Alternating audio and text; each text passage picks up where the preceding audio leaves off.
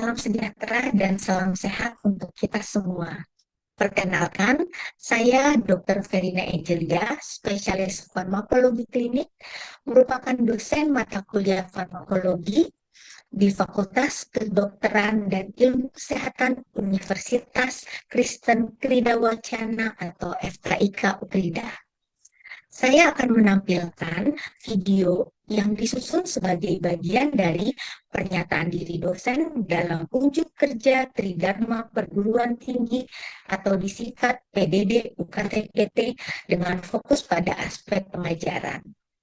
Topik yang saya tampilkan adalah tinjauan farmakoterapi dan aspek farmakologi obat-obatan yang digunakan dalam penanganan gangguan muskuloskeletal yang diajarkan dalam program studi kedokteran strata 1.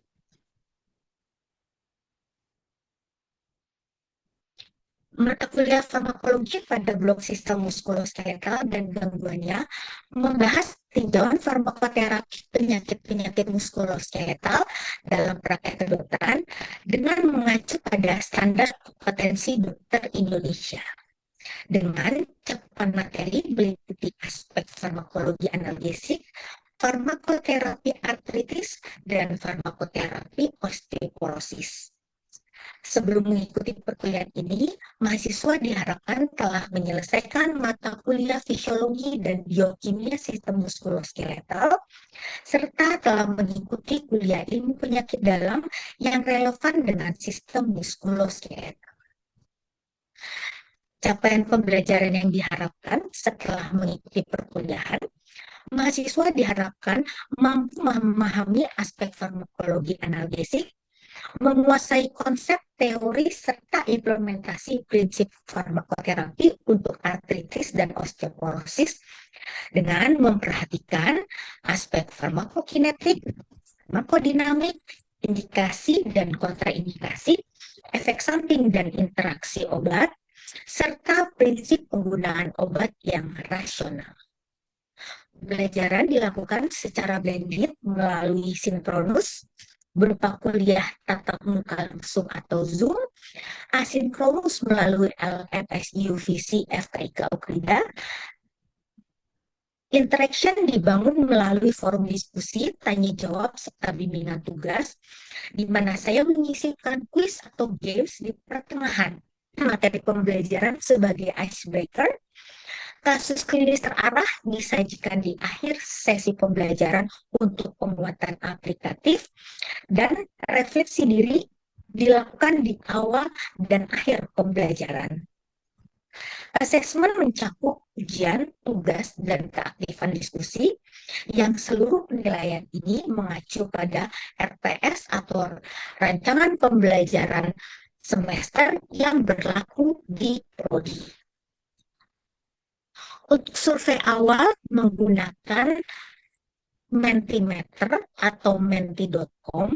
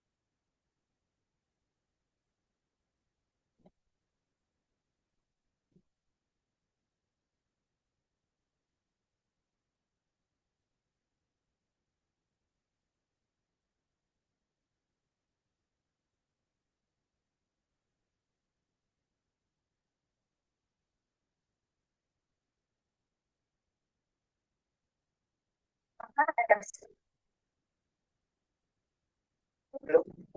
Ya, kalau yang sudah berhasil masuk boleh ya, bahwa ini kunci ada kadang-kadang sudah saya tahu sudah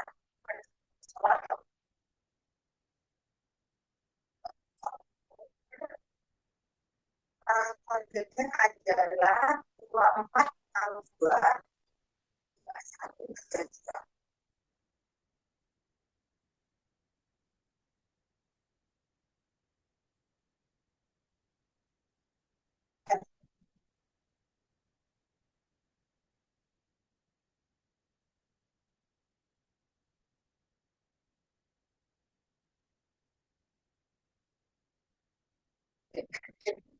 ya,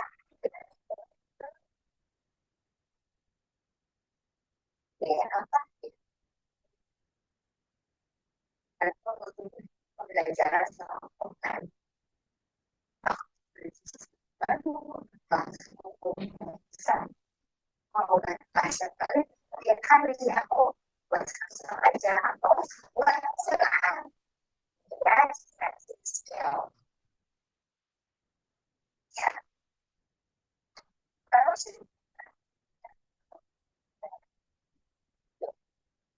kira-kira apa yang kita harus sama pakai itu sekolah apa sampai dikatakan ya berarti kalau tahu boleh bebas juga saya belum tahu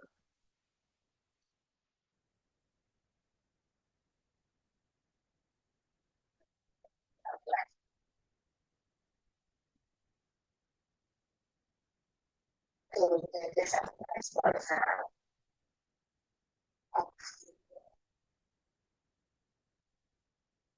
ya dasar dasar-dasar psikologinya sudah tahu mungkin sudah mulai masuk ke patologinya sudah tahu dan ada juga yang sudah sedikit tahu obatnya ya kalau mulai sebenarnya sudah lengkap ya hanya mungkin suaranya berbeda ya. Kita lanjut ke slide yang selanjutnya. Kira-kira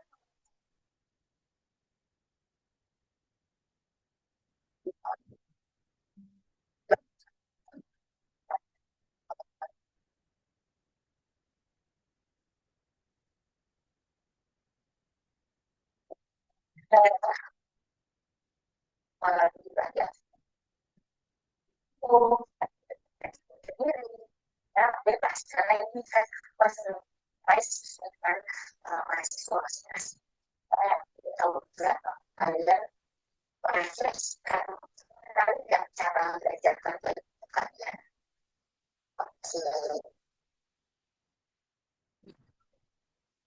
oke baca dan berbeda cara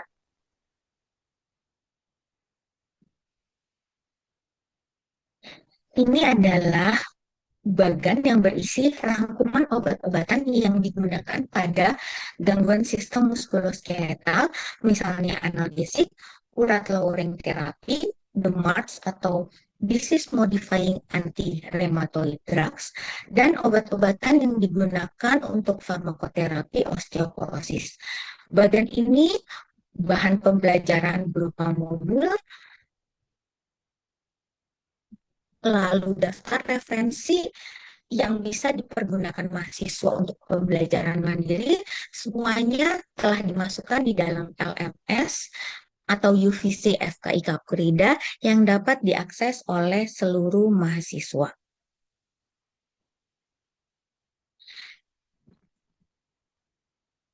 Kita akan masuk dalam topik pembelajaran yang pertama, yaitu aspek farmakologi analgesik. Dalam mempelajari obat-obatan atau dalam mempelajari farmakoterapi atau cara mengobati, maka terlebih dahulu kita harus mengetahui fisiologi dan juga patogenesis penyakit, sehingga kita bisa melakukan farmakoterapi yang rasional.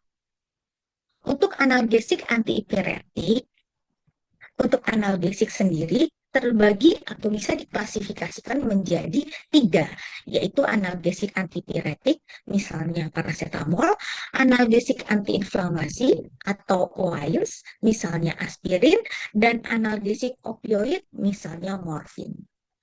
Untuk analgesik antipiretik, khasnya adalah memiliki efek analgesik juga antipiretik atau penurun demam, tetapi tidak memiliki efek antiinflamasi.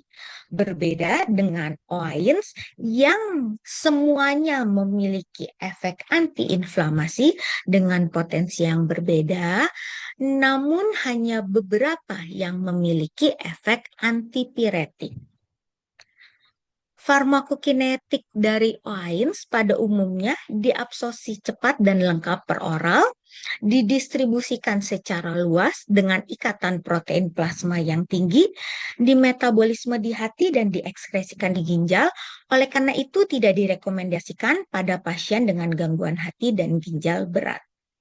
Dalam mempelajari COX, dalam mempelajari OAINS, maka kita juga harus mengetahui mengenai siklooksigenase, karena mekanisme kerja dari OAINS adalah melalui hambatan siklooksigenase yang merupakan enzim yang berperan pada proses inflamasi dengan salah satu gejalanya adalah nyeri. Analgesik opioid dulunya berasal dari bahan natural, yaitu bunga kopi.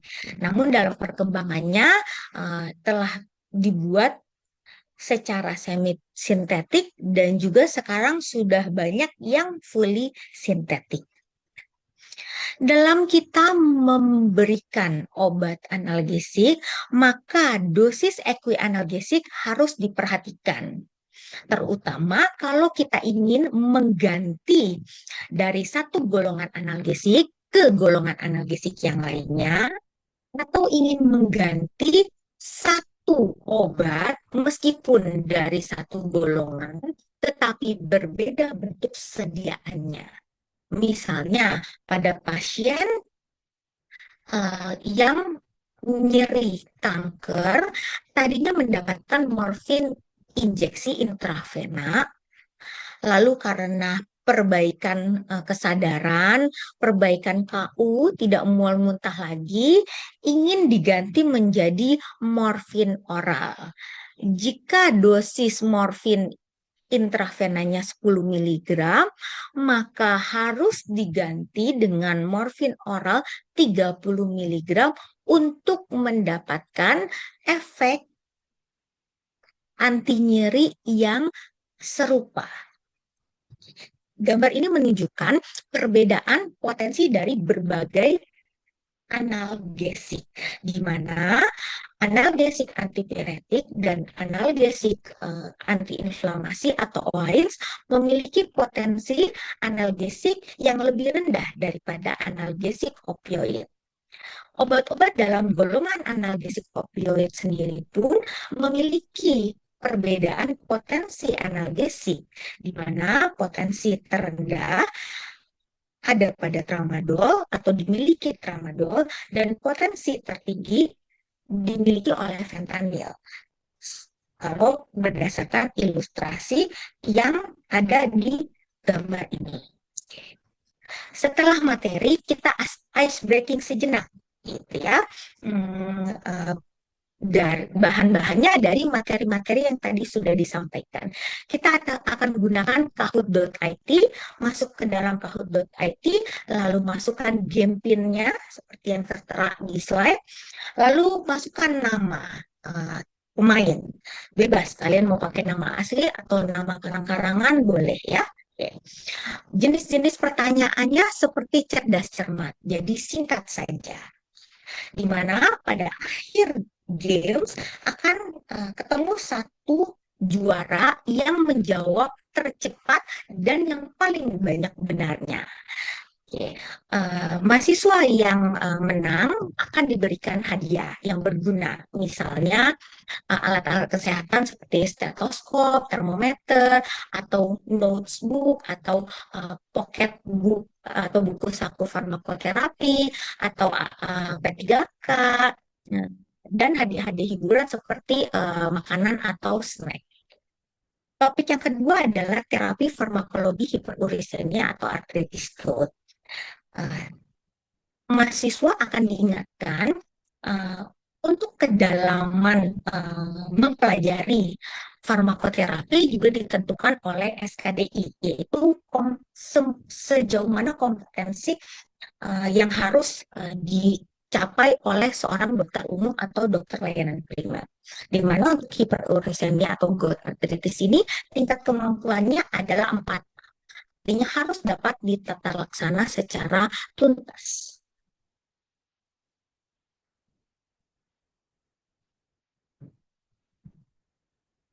Dalam mempelajari obat-obatan, maka kita harus mempelajari patogenesis dari penyakitnya, karena obat-obatan biasanya mekanisme kerjanya menghambat sesuai dengan patogenesis atau patofisiologi dari penyakit. Contohnya, eh, penggunaan kolkisin akan menghambat terbentuknya inflamasom di sitoplasma makrofag dan juga menghambat influx neutrofil sehingga meredakan inflamasi pada serangan akut artritis gout.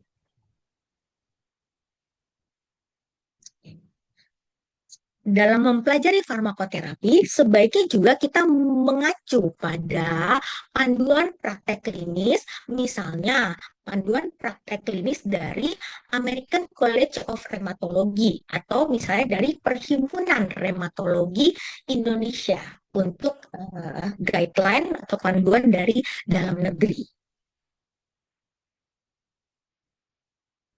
Secara umum, obat-obatan yang digunakan pada kondisi hiperurisemia ataupun artritis gout dapat dikelompokkan menjadi 2, yaitu antiinflamasi yang digunakan untuk serangan akut dan urat lowering therapy untuk membantu menurunkan kadar asam urat yang diberikan pada pasien-pasien yang memiliki indikasi untuk diberikan urat lowering therapy.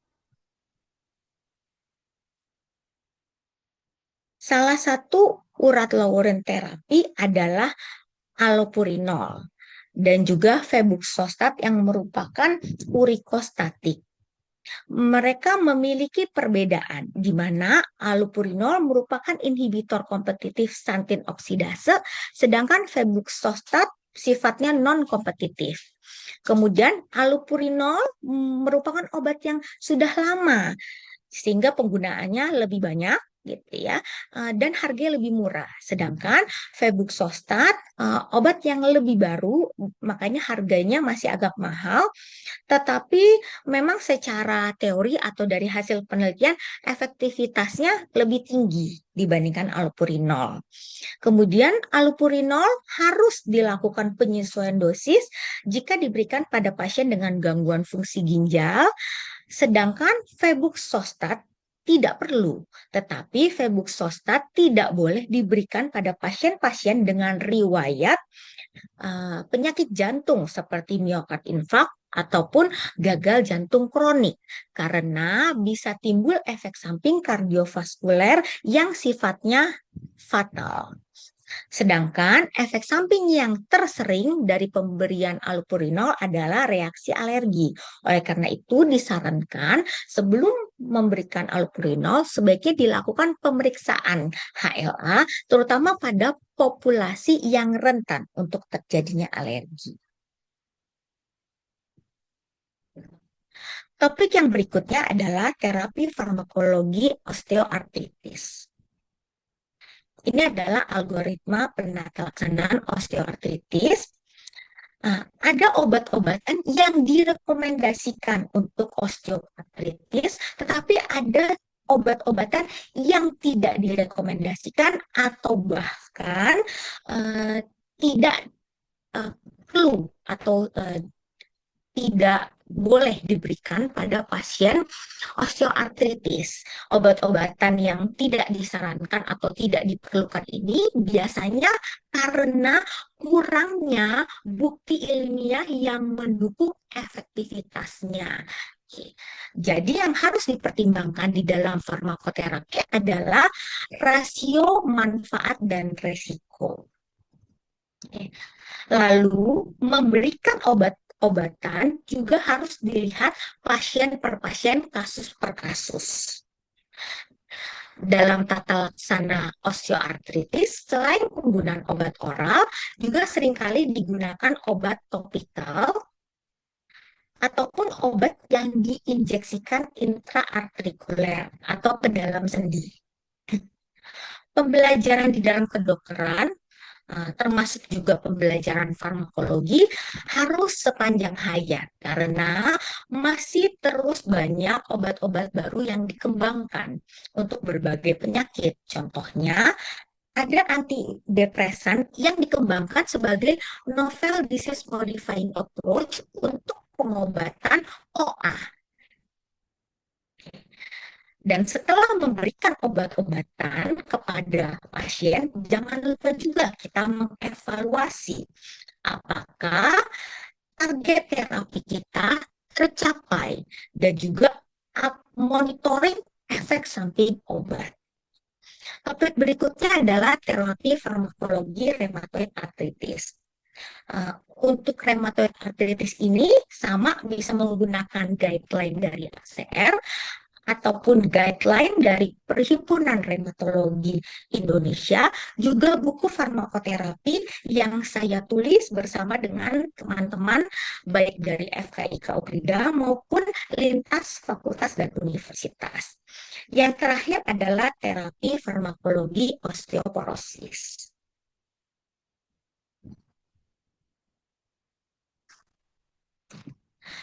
Lalu ada icebreaker lagi, sama ya. Icebreaker ini fungsinya selain untuk games, hiburan supaya tidak jenuh, juga kita bisa melihat seberapa jauh materi kita diterima oleh mahasiswa.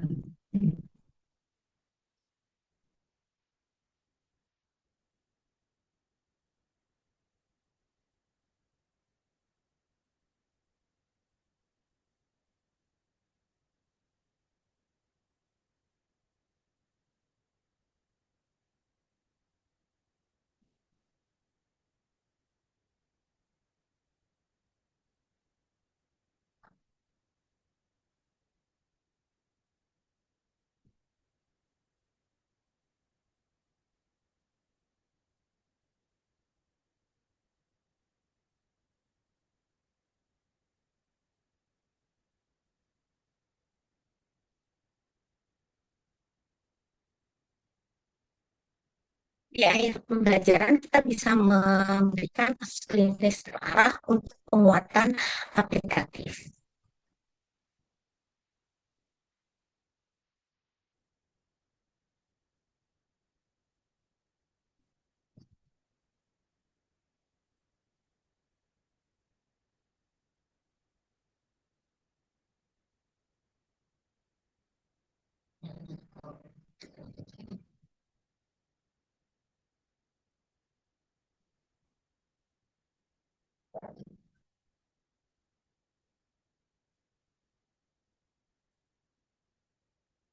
Oke, setelah pembelajaran, kita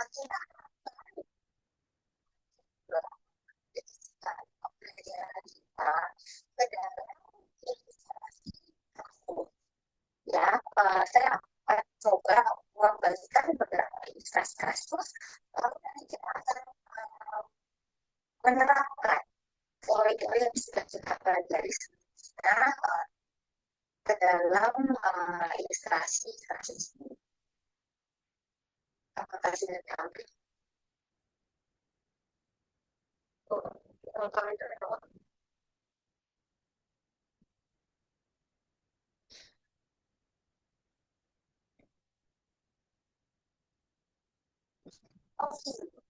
Ada ekstremitas, status vokalis ada satu semester, atau merah.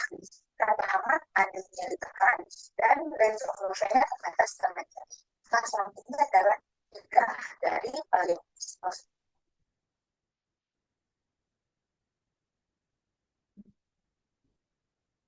Kalian sudah selesai apa? Ada bisa jawab, silakan. Oh, oke, jadi kalau bisa ya. Baik, nah, jadi kasusnya adalah ortodontis. Nah, berdasarkan penegakan diagnosis dan diagnosisnya yang ditemukan di pasien itu sehingga mengarah pada hipotransis dan diagnosis.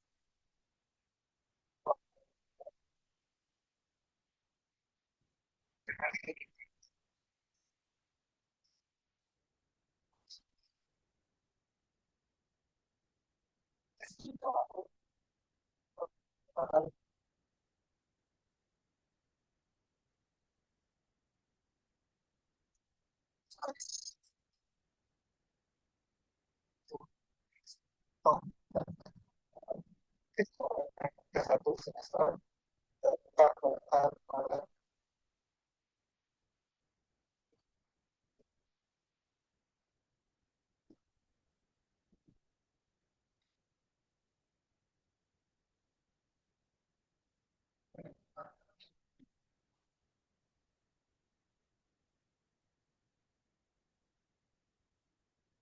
harus ada sistematis mulai dari tesis, observasi, lalu konstruksi dan proses kemudian apa yang terkait ini tadi sudah disampaikan oleh gitu ya. Lalu pada kasus ini pelaksanaan pasien ini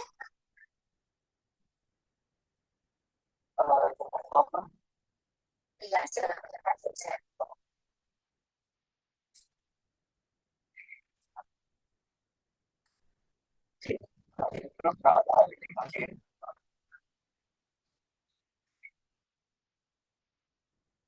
Oke, ya. Jadi secara prinsipil sekarang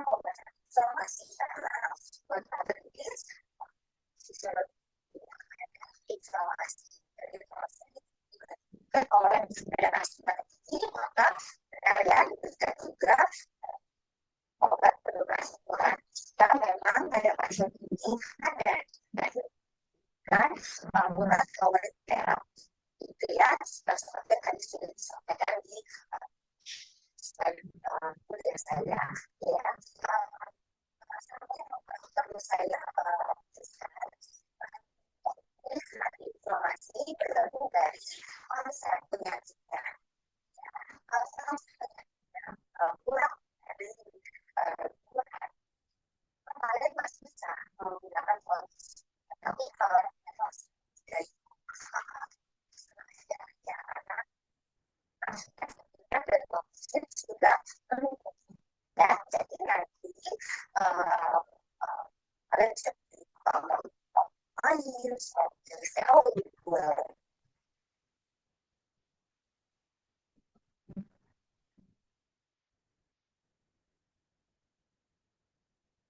tapi akan saya bisa mengatasi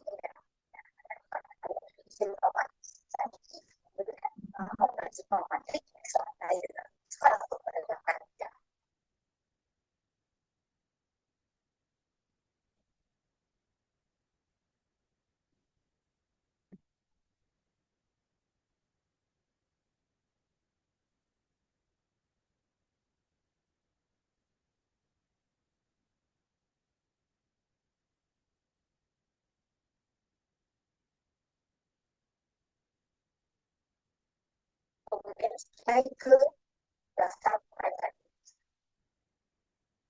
untuk